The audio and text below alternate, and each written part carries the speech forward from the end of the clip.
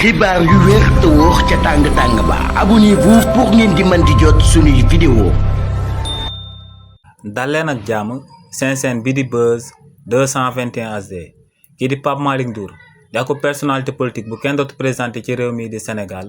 ginnaaw bu premier ministre bii di Ousmane Sonko génnee daal di xamal sénégalais yi que ne réewu Sénégal toog na at lebul banque mondiale ak FMI kookee di Pape Malick Ndour daal dina ko siy tontu.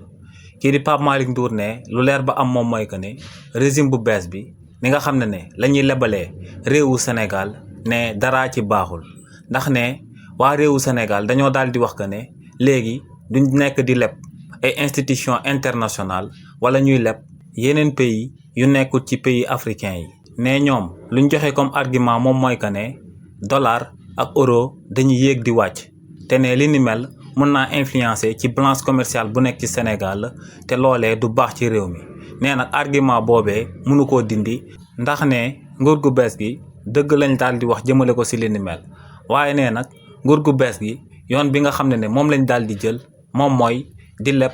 pays africain yi nga xam ne ñoom ak réewu Sénégal ñoom ñoo daal di bokk ci continent africain bi. ne nguur gu bees gi ne lu sabab ñuy amal li ni mel moom mooy que ne dañuy daal di lebi en franc CFA. bu ko defee du daal di am akub risque franc CFA di yéeg wala di wàcc par rapport ak réewu Sénégal. nee tamit li ni mel akub argument la bu kenn mënta dindi waaye ne risque yi nga xam ne ñoom ñoo daal di nekk si li ni mel moom mooy que ne réewu Sénégal léegi dafa daal di jiital